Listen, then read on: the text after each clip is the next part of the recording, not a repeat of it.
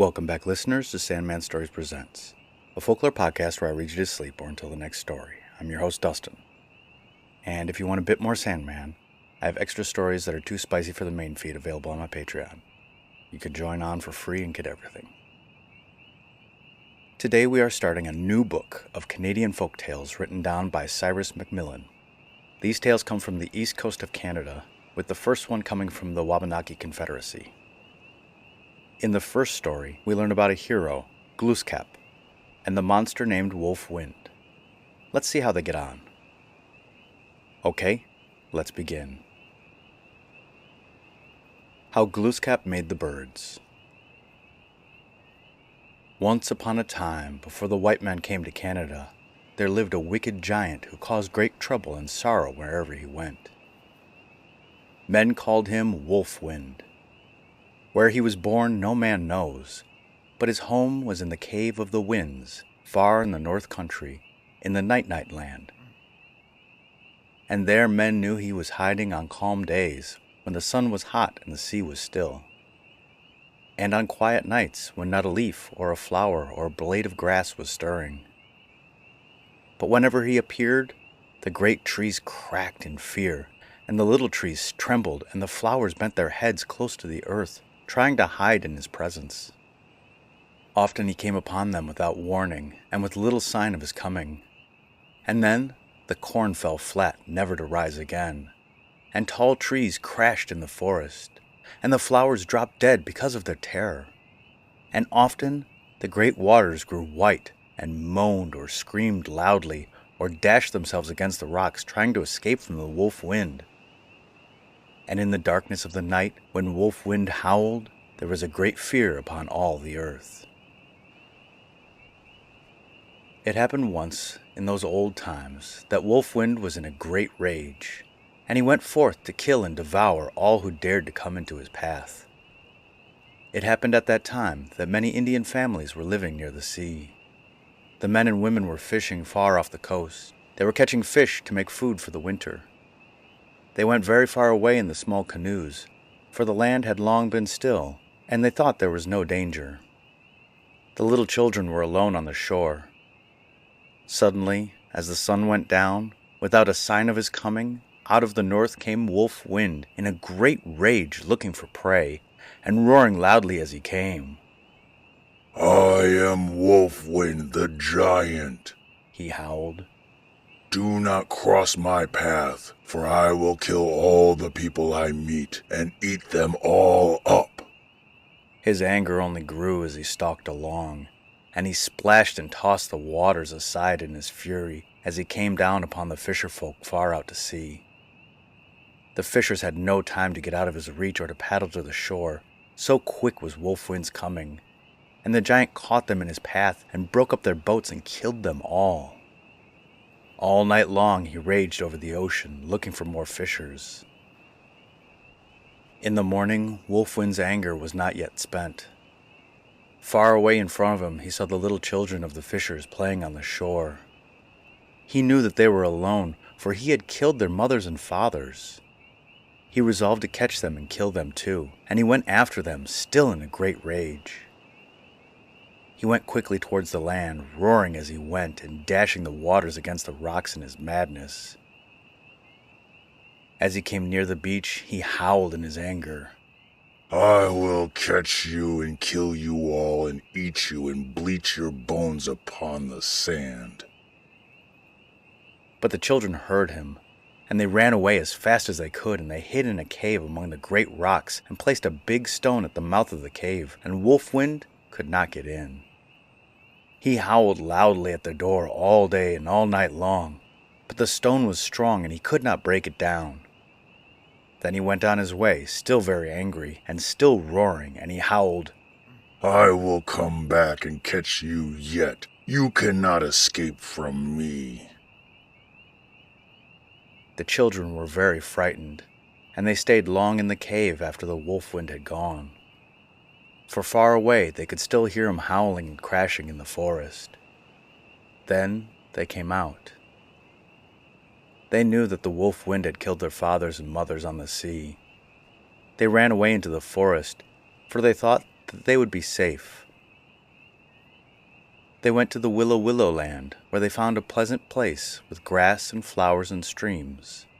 And between them and the north country where the wolf wind lived were many great trees with thick leaves, which they knew would protect them from the giant. But one day Wolf Wind, true to his promise, came again in a rage to find them. He came into the land killing all he met in his path. But he could not catch the children, for the trees with their thick leaves kept him away. They heard him howling in the forest far distant. For many days in the late summer he tried to find them, but their home was close to the trees, and the great branches spread over them, and the thick leaves saved them, and only the sun from the south, coming from the summer flower country, could look in upon them. Try as he could with all his might, Wolf Wind could not harm them, although he knew that they were there, and they were always safe while they lived in Willow land. Wolf Wind was more angry than ever because of his failure, for he liked to feed on his little children, and rage knew no bounds. He swore that he would have vengeance on the trees. So he came back again, and he brought with him to aid him another giant from the north country, who had with him a strange and powerful charm, the charm of the frost. And the two giants tried to kill the trees that had saved the little children. But over many of the trees they had no power, for when they came, the trees only laughed and merely swayed and creaked and said, "You cannot harm us, we are strong, for we came at first from the Night land in the far north country, and over us the charm of the frost has no power." These were the spruce and the fir, the hemlock and the pine and the cedar. But on the other trees Wolf Wind had vengeance as he had vowed. One night when the harvest moon was shining in the sky, he came without warning, and with the help of the giant bearing the charm of the frost, he killed all the leaves that had kept him from the children, and threw them to the ground. One after one the leaves came off from the beech and the birch, the oak and the maple, the alder and the willow. Some fell quickly, some fluttered slowly down, and some took a long time to die. But at last the trees stood bare and cold against the sky, and there was stillness and sadness in the forest. And Wolf Wind laughed and played in the silence through the leafless branches with the giant from Night land. And he said, "Now I have overcome the leaves that kept me away, and now when I please I can kill the children." But the children only moved closer to the strong and sturdy trees that had come at first from the far north country, and over which the charm of frost had no power, and Wolf Wind could not reach them, and they were still forever safe from the giants. The children were very sad when they saw what Wolf Wind had done to their friends and protectors, the trees. Summer had gone back to the Southland, following as she always did the rainbow road to her home in the wilderness of flowers. It was lonely now in the forest and silent. There was not a whisper in the trees, there were no leaves, for it was autumn and the Wolf Wind had killed them all. At last it came to that time of year when Glooskap, who ruled on the earth and was very great in those days, gave his yearly gifts to the little children. And he came into the land on a sled drawn by his faithful dogs, to find out for himself what the children wished for. And the children all came to him, each asking for a boon. Now Glooskap had great power upon the earth in that old time. He could always do what he wanted, and the little children whom Wolf Wind had tried to harm in his rage came to Glooskap, the magic master of gifts, and they were all very sad because the leaves had gone. "What do you wish for?" said Glooskap. "We wish for nothing for ourselves," said the children, "but we ask that the leaves that were killed by Wolf Wind, because they saved us from his rage, be brought back to life and be put back in their old home in the trees." Glooskap was silent for a long time, and he sat and thought as was his custom. And he smoked hard at his mighty pipe, for he was a great smoker. Now in that time there were no little forest birds upon the earth, for Glooskap had not yet brought them into being. There were only the birds that dwelt near the sea, and over whom Wolf Wind had no power. seagull and crane, wild duck and loon, kingfisher and brant and curlew. These only laughed at the giant in his rage and screamed in mockery as they flew from him and hid when he came, among the shallows or the rocks or the thick grass in the marshes. And there were also sturdy birds that dwelt with men and worked for them, giving them eggs and food. These were hen and goose and duck and wild turkey. They gave men food, but they were not fair to look upon. They waddled along and could not fly well, and they made no sweet music upon the earth, for their song was a quack or a cackle. Glooskap decided to bring other birds into the world, not to give food, but to bring happiness to the children on the days when summer dwells in their land, with their pretty feathers and their pleasant songs. So after he had smoked long in silence, he hit upon a plan.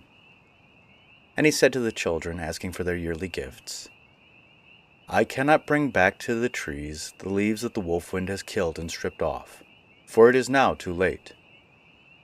But I will take the fallen leaves and change them into little birds, and the little birds shall never forget how they were born.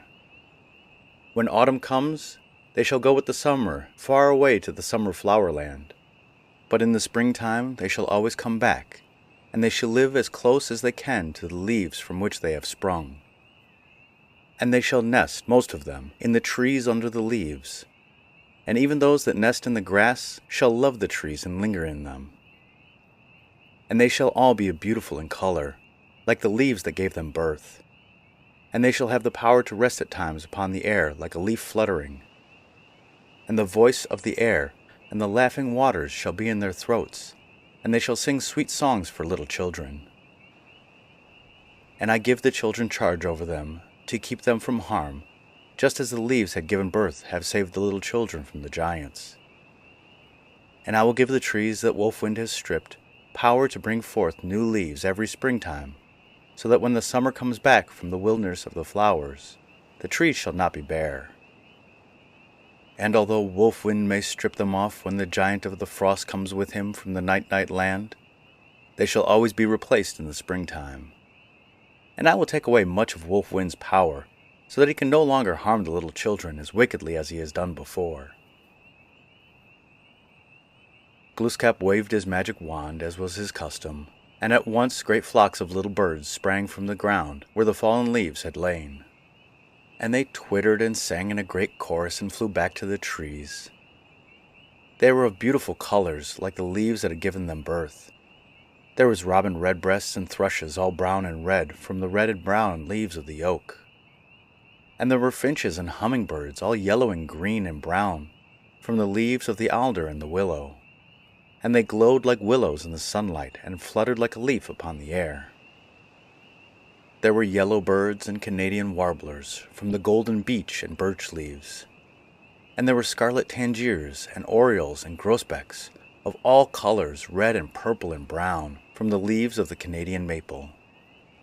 And they all sang to the children, and the children were all very happy again.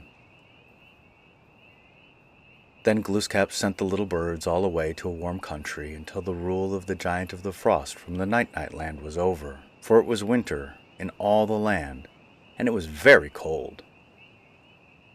But in the springtime, the little birds always came back from the summer flower land, and they build their nests among the trees as close as they can to their kindred, the leaves from which they came, and all day long they sing among the leaves for the little children. At daybreak, they wake the children with their choir of dawn, and at twilight they lisp and twitter to lull the children to sleep, and at night they hide among the leaves from the wolf wind, and are very still, with never a twitter or a song, for they do not forget that they are the children's gift from Glooskap, and that they come from the leaves stripped from the trees by the wolf wind, because the leaves saved the little children from the giant long ago. The end.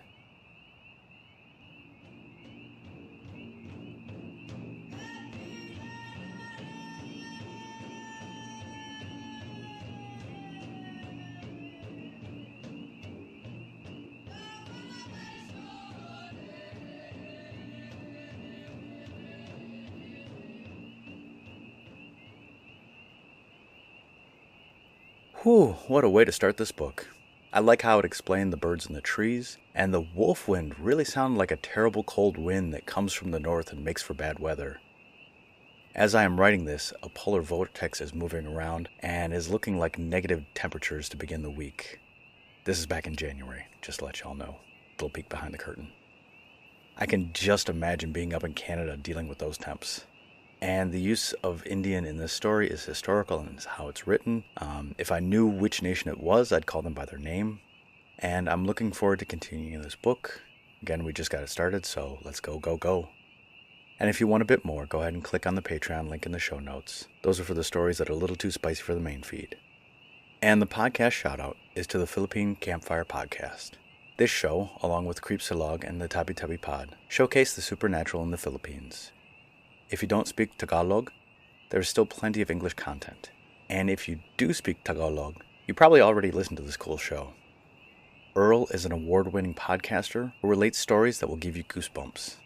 And if you like his show as much as I do, go and give him a listen, a like, and a review. And the listener shoutout is to Whitehorse, Canada. Whitehorse is the capital of the Yukon and is traditionally the land of the Denende, relatives of the Dine, also called the Navajo people of southwestern America. Not surprisingly, there have been First Nation people living here for thousands of years. In 1896, gold was discovered, and Skookum Jim, Taglish Charlie, and George Washington Carmack set out for the Klondike. Miners waiting to go to the gold rush found quite a bit of copper in the hills in the area. In 1905, a fire burned down the White Horse Inn /restaurant /brothel after the owner, Frederick Trump Nee Drumpf, sold his share and skipped town. Yes, his grandson is that guy. And I would love to visit this city of 28,000 people. Perhaps I will go with my wife and we can go and watch the Northern Lights. It's been a goal of hers for quite some time. And so to my listener in Whitehorse, I say, thank you and good night.